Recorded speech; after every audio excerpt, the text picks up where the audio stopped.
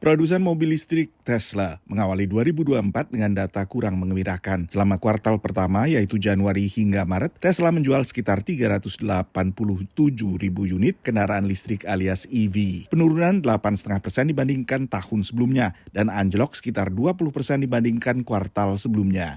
Over the past 4 or 5 years, we've had one dominant pure EV provider to the marketplace. And what we've seen is not only were they supplying electric vehicles, but also had the most robust closed charging infrastructure. So when you have an EV and gas prices are rising, that's supportive to the whole market.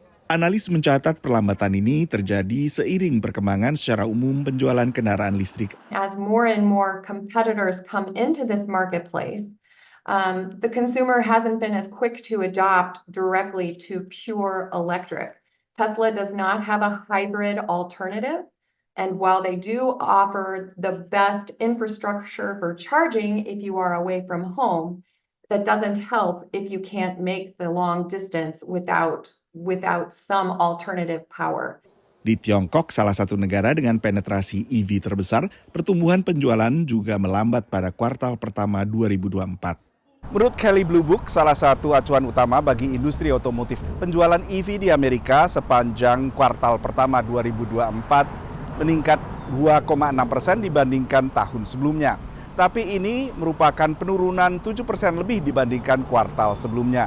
Sejumlah pemain baru kini meramaikan pasar EV, diantaranya adalah pemain lama dalam industri otomotif yang baru merambah ke pasar mobil listrik dan mobil hybrid.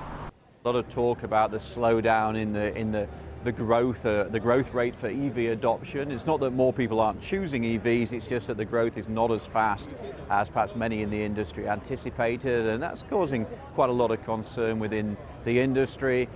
Hybrids seem to be the way forward. People who don't want to make the jump all the way to an electric vehicle, but don't just want a traditional gas-powered car, they're starting to look at hybrid.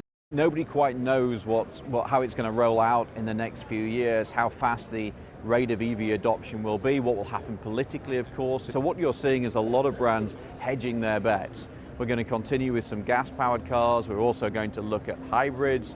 And alongside that, we're also going to continue to roll out our new EV strategies. Perundangan di Amerika Serikat menetapkan tahun 2035 sebagai tenggat berakhirnya produksi mobil berbahan bakar fosil. Dari Washington DC, Nova Purwadi dan tim VOA.